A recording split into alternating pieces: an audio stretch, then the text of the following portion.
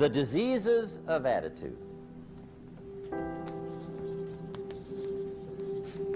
It's never that pleasant to talk about the negative, but we got to talk about it because life is part negative. These attitude diseases are like weeds that grow in the garden. It's a normal part of life. Here's a good phrase to note. Negative is normal. It's not successful, but it's normal. It's part of life. And here's the next key, in my opinion. You must learn to handle the negative. Don't ignore it. Handle it. Now, I know some people teach the other way. And listen to them, and listen to me, and then make up your own mind. Right? Don't be a follower. Be a student. But I say you got to handle the negative. You don't have to live in it. You don't have to dwell on it. But you do have to handle it, my opinion. I know some people teach, just turn your head real quick and say, there's no weeds, there's no weeds, there's no weeds. They'll take your garden. So you've got to handle the negative. Here's what part of it is. It's called the Great War Between Good and Evil. Mr. Reynolds and I are working on a new book this year called The Great War Between Good and Evil. And there is a war on. The minute you were born, you got involved in the war between good and evil, between darkness and light, between negative and positive, between evil and good, between tyranny and democracy, between weeds and human activity. I mean, the war is on. If democracy sleeps, guess who never sleeps? Tyranny. In the absence of light, guess what's automatic? Darkness. If good does not arouse itself and become active, guess what moves in? Evil. It's a war. A mental war, a physical war, a financial war, between enterprise and ease, between accomplishment and failure. It's a war. That's why there's an Old Testament phrase that gives the best advice for human activity when it says, 6 days labor, 1 day rest. Now, I'm sure we've taken that to mean, don't work all 7 days, take one off. Here's what it also means, only take one off. Or you're liable to lose the war. Now, we've got it down to 5 and 2, and maybe that's not too dangerous. I don't know. If God would have thought of 5 and 2, he might have made it 5 and 2. I don't know. You can't think of everything. But here's what it does mean. Enterprise is better than ease. If you rest too long, the jungle overtakes the village. Now, here's the good news about the war between good and evil. Evil is no match for good, but good must be active. Weeds are no match for human activity, but if you stand still, how far in will they come? All the way. They'll grow right up around your shoes. But if you get busy, how far back can you take them? As far as you wish. They're no match, but you must be active. That's why the 6 and 1. Make sure you're not losing the war by taking off too much. Guess what the average years are after retirement? 6. 6. Which means don't retire. Your chances are too slim. Okay. The war between good and evil, the weeds. You got to make sure you recognize the negative, handle it, deal with it, and then go on. Let's make a list of the diseases of attitude that can wreck all your chances to do well. One of the words that destroys everything is called neglect. Neglect. And I found this out. A week of neglect could cost you a year of repair. It isn't worth it. So what to be on the lookout for? Here's the list. If you were making it, you'd have the same list I've got. Right? We're not covering anything new tonight. This is a reminding session, not a teaching session. But it doesn't hurt to go over it again. Here's the list. Attitude diseases. Number one is indifference. The shrug of the shoulder. The guy's not even concerned. He's just drifting. This is called the mild approach to life. A disease known as mildness.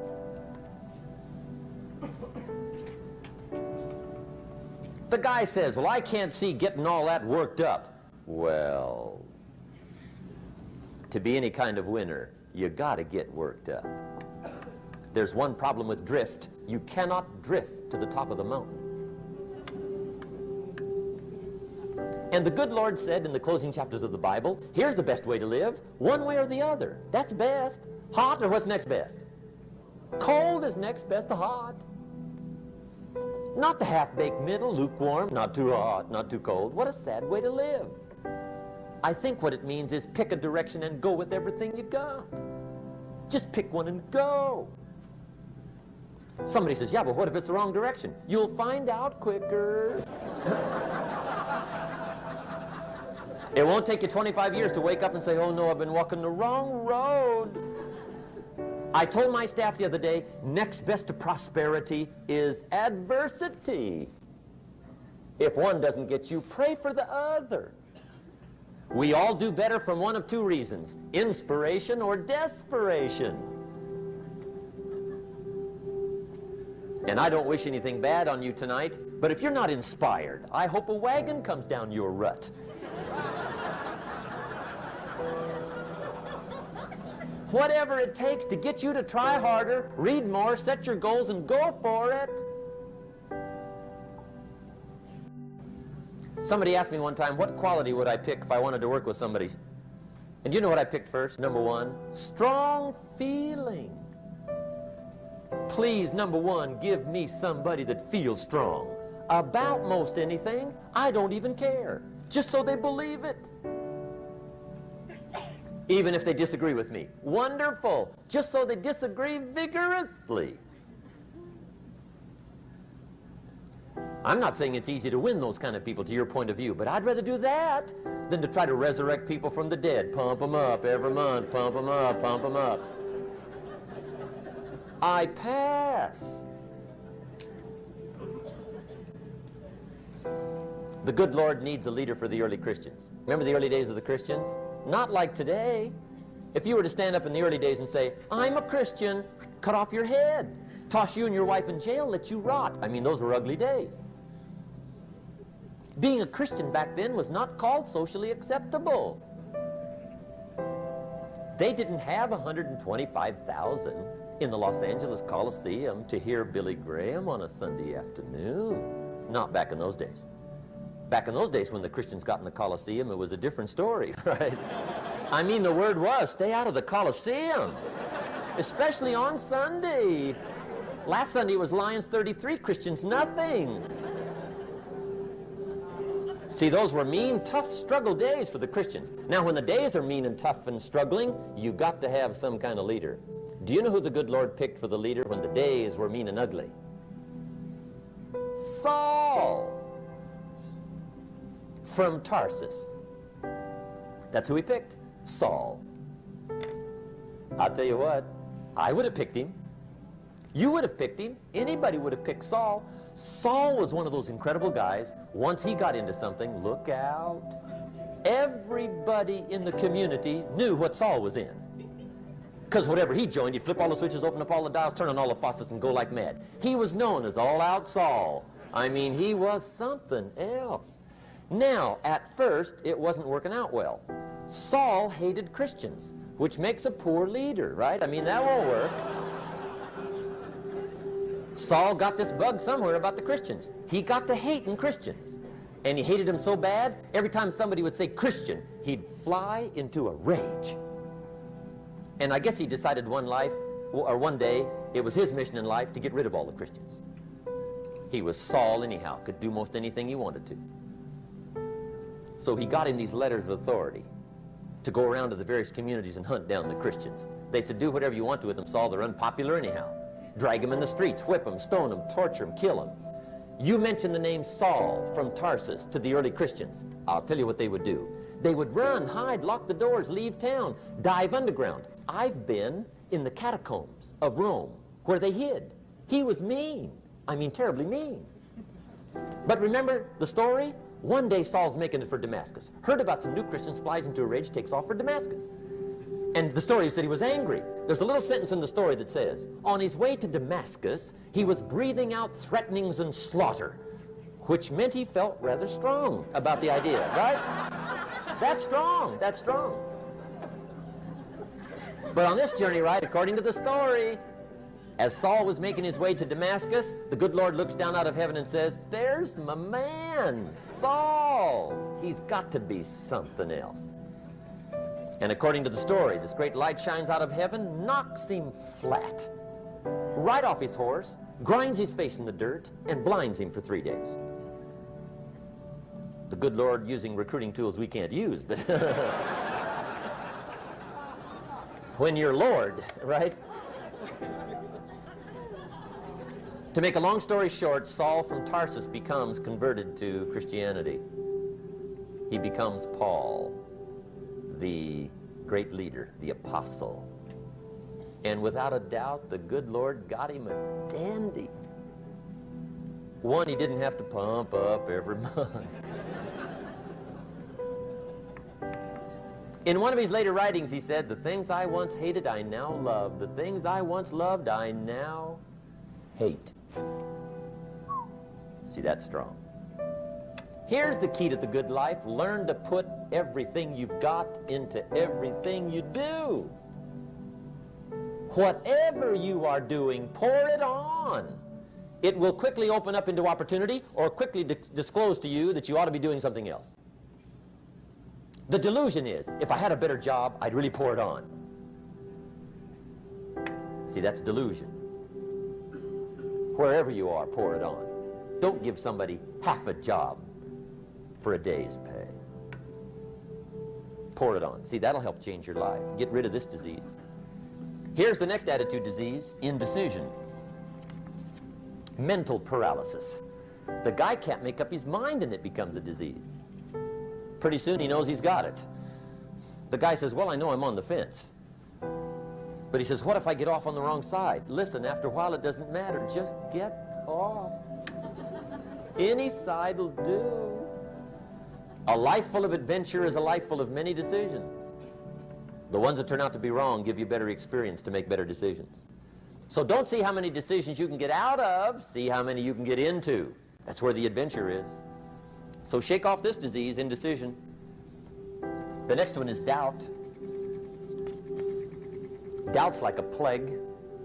And one of the worst is self-doubt. There are many, but that's one of the worst. The guy doubts himself. Doubts if it'll last that long for him. Doubts if he can do that well. Doubts if he can make that much. Doubts if he can accomplish all that. A chronic, excellent self-doubter. You can imagine what damage that does to your future. So here's the key. Turn this coin over and become a believer. And there's many things to believe in. One of the majors is yourself. The understanding of self-worth is the beginning of progress. Now, if those three don't get you, this one will. Worry. That's a devastating disease. Worry. Worry causes health problems, social problems, personal problems, family problems. It's devastating. Worry long enough, it'll drop you to your knees. Could reduce you to begging. I know how bad this one is. I used to have it bad. I used to be known as a super worrier. Not a super warrior. No, super worrier. My family wished I'd have been a warrior. I got those years to make up for. But I'll tell you what. My advice to you is do what I finally did on worry. Give it up. Who needs it? I'm not saying it's easy. I'm saying it's worth it. It took me almost 1 year to kick the worry habit, and it was not an easy year. It was one of the toughest years I ever spent, but I finally got that monkey off my back. And I discovered you could live the most incredible life free of worry. Not free of challenge, not free of difficulty, free of worry. I learned how to do it, and you can. Here's the next attitude disease. Over caution. Some people never will have much. They're too cautious.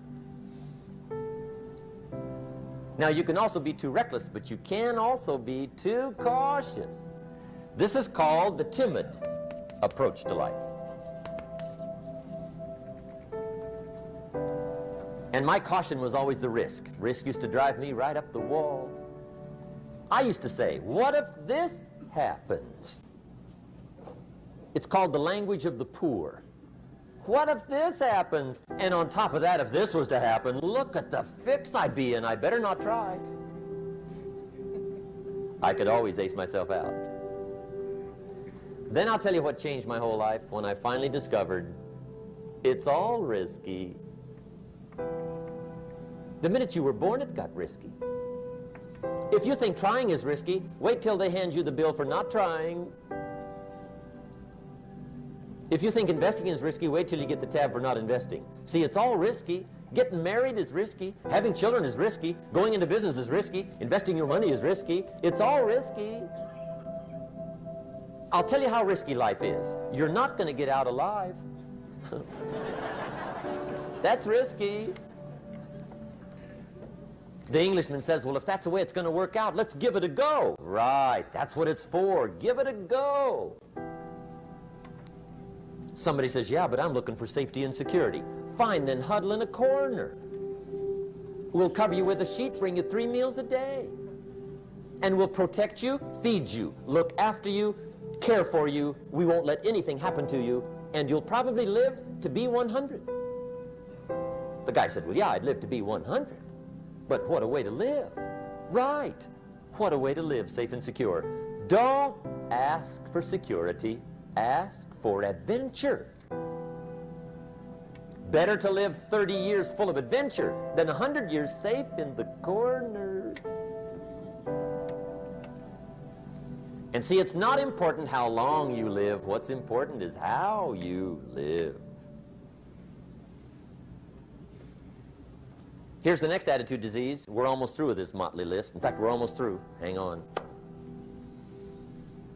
The next one is pessimism. Pessimism, the deadly disease of always looking on the bad side, the problem side, the difficult side, checking all the reasons why it can't be done. The poor pessimist leads an ugly life. He doesn't try to figure out what's right. He tries to figure out what's wrong. He doesn't look for virtue. He looks for faults. And when he finds them, he's delighted. How ugly. This is the poor guy who looks through the window, doesn't see the sunset. He sees the specks on the window.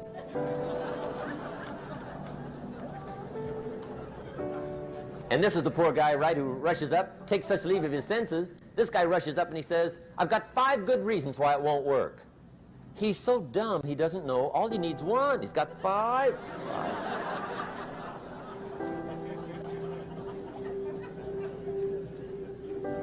To the pessimist, the glass is always half empty.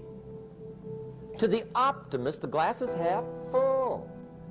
Why would the same measure affect people 2 different ways? Answer, it all depends on how you look at it.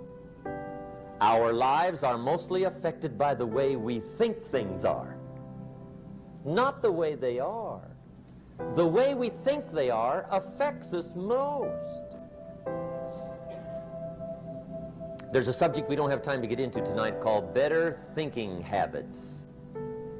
One of the major things Shoaff taught me when I met him, he said, poor thinking habits keeps most people poor.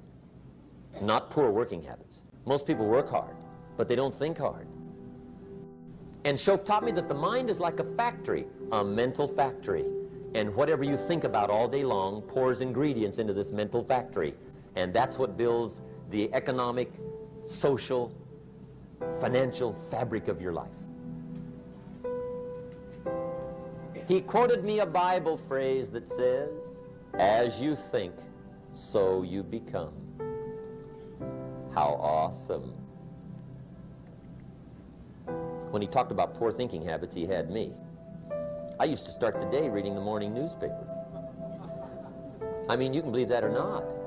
I'd get a cup of coffee and read the paper. I'd load up on wars and riots and murders and stabbings and killings and bank robberies and muggings and car wrecks and tragedies. I'd even read the back pages. I seem to like that stuff for some weird reason. I'd load up on all that, and then I'd start the day. You can imagine the kind of days I used to have. You walk around on your financial knees. They call you economic peewee.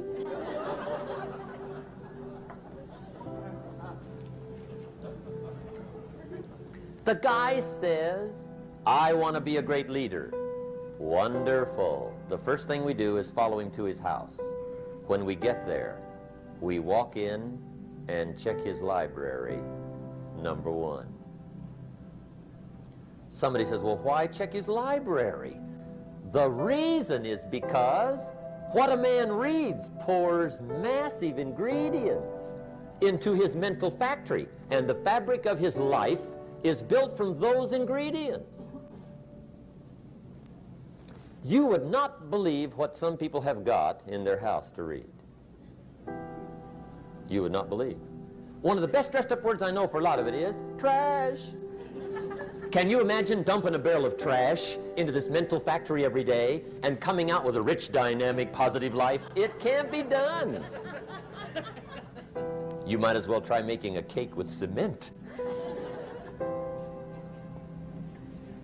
The kids back in Danbury, Connecticut, high school, they're asking me questions one day. I'm talking to the kids. Kids got good questions these days. One of them said to me, Mr. Rohn, how do you build the good life? I said, it's simple. It's not easy, but it's simple. Here's how you build anything. Select the right ingredients, keep out the wrong ingredients, and it starts with thought. Everything starts with thought.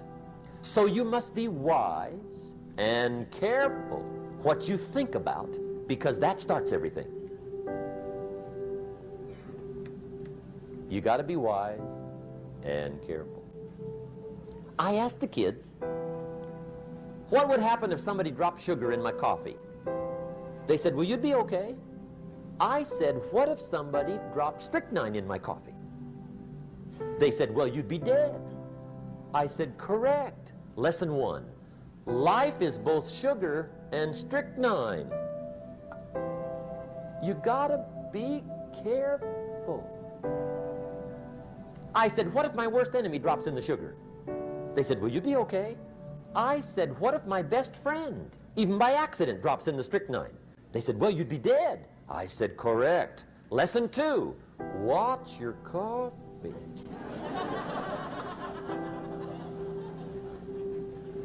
You got to be careful. See, it doesn't matter who hands you the bad stuff. It doesn't matter where you get the bad stuff. It'll still do its damage on your bank account, wherever you get it. Mr. Shoaff gave me one of the greatest phrases when I first met him when he said, Jim, every day stand guard at the door of your mind. How important. Stand guard at the door of your mind. And you decide what goes into your mental factory. Don't let anybody just dump anything they want to in your mental factory, because you've got to live with the results. Okay, here's the last disease, and we're through with this list. In fact, we're almost through. Hang on. The last subject is very brief. The last disease, but this one is deadly. Engage in this one, indulge in it even slightly, and you might as well forget the future, because it's going to forget you. Complaining, crying, whining, griping, a Bible word called murmuring. See, that'll ace your future. Spend 5 minutes complaining, and you have wasted 5. And you may have begun what's known as economic cancer of the bone. Surely they will soon haul you off into a financial desert and there let you choke on the dust of your own regret.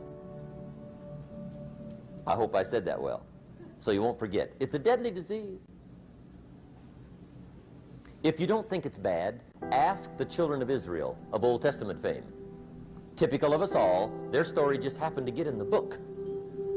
Story says, children of Israel were slaves.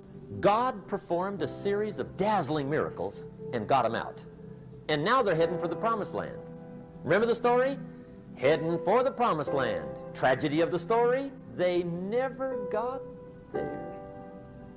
Reason: from day one, they started to complain.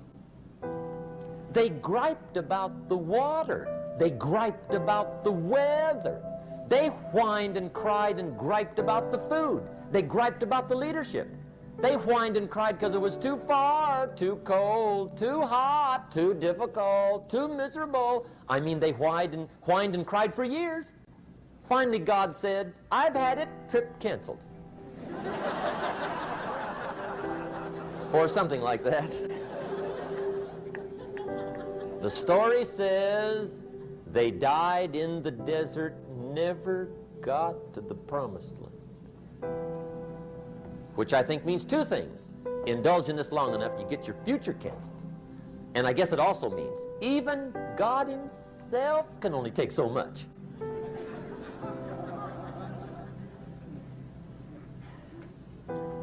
Okay. Just be on the lookout of the things that can destroy all the good you start. The war is on. And this evening, tomorrow, mentally, personally, socially, economically, you got to make sure you're winning the war. And this is part of it.